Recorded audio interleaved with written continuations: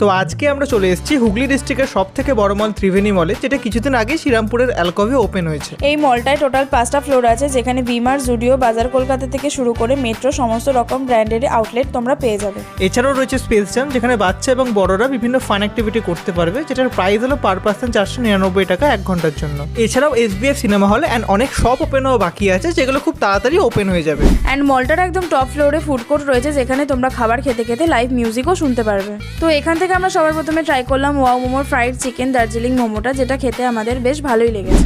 দেন আমরা নিয়ে নিলাম সাপারমি দিয়ে barbecue chicken wings and highway Mirchi express দিয়ে দহি বড়া, যেটা দুটোই খেতে ছিল অসাধারণ। অ্যান্ড স্পেশালি দহি বড়াটা তো তিয়াসার খুবই ভালো লেগেছে।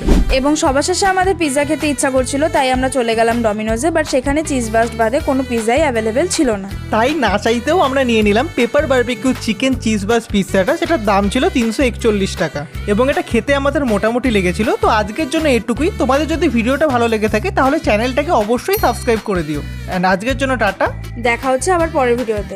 বাই।